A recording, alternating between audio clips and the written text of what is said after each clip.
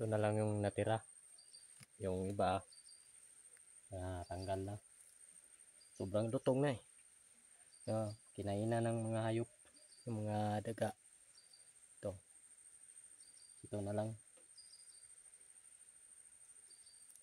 Ang kukunin ko lang ito, mga 2 sipi na lang, yung buo pa siya. Yung iba naman, yung kagaya nito, na doon madami. Kami doon. Napakain na lang to sa daga yung iba. Kaya tanggal to. Lalagay natin to dito. Ito pa. Yan. Ito.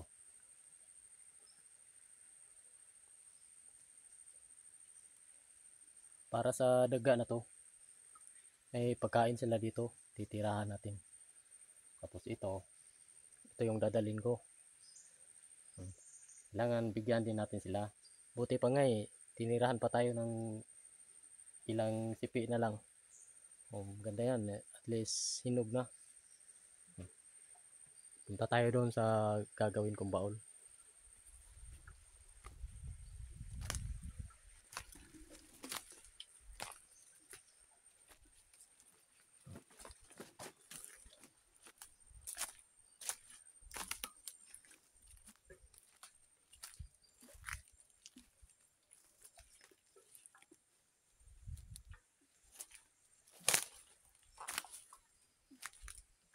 May mga hinog na kakao. Kukunin natin yan. Saka may saging na karnaba. Ito. Yan o. Pwede na harbisin. Saging karnaba.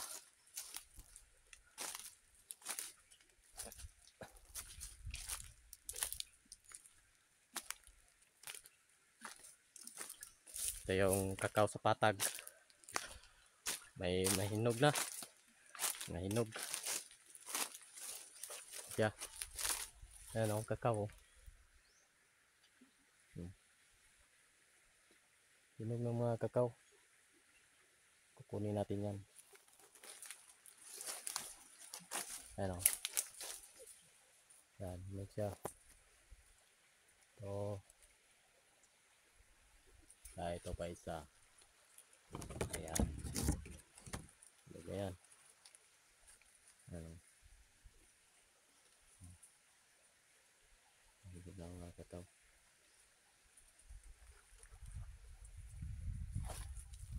Sayang pag hindi napitas to, sisira lang. Dito tayo babalikan natin yung gagawin kong baol. Ito siya. Ito. Ahabasin ko yan, babalikan ko.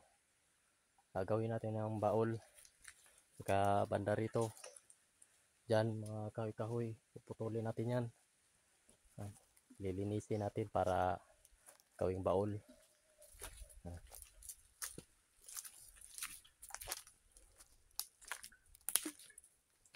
Ito.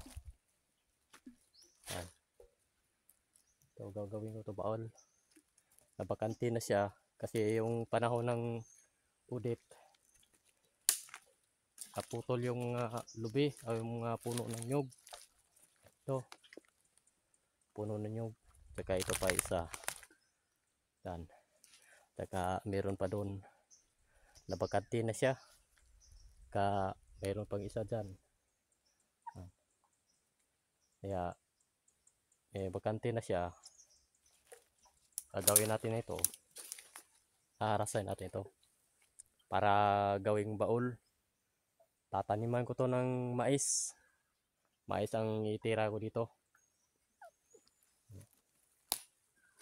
Ganda kasi yung bagong inabasan, tapos ganito ka tawag sa amin na libon, yung makapal na damo. Yan, maganda ito para sa mga mais.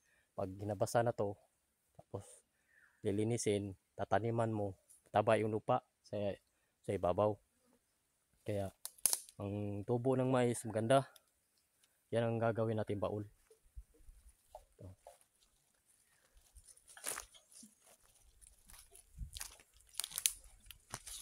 pawis. Yan. Oh, malawak pa kasi ito eh. Maganda talagang gawing source ng mais, tataniman. Yan. Pero may kalayuan lang, malayo doon sa yung area na inano ko, binaol yung kabila, yung nasa ibabaw, malayo to dito. Malayo din sa kalsada, pero tiis-tiis lang para mayroon tayong matatanim dito, may ma-harvest din tayo. Yung kakao naman, babalikan ko lang yan. Babalikan ko na yan dyan. Pagbalik ko dito, magdadala ako ng panghabas para mahabasan to. Yung pakunti-kunti lang, dandahan, hindi yung pabigla na matapos agad. Yung kunti lang. Yun lang ang gagawin natin para hindi tayo masyadong mapapagod. Kasi dami itong kahoy-kahoy. Sigurado may maputakti naman to. Yun ang kalaban sa maghabas, mga putakti.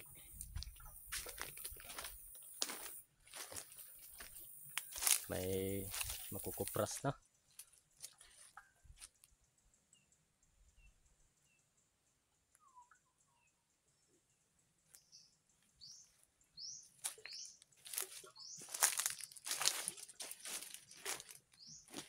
Balikan lang natin to para maghabas.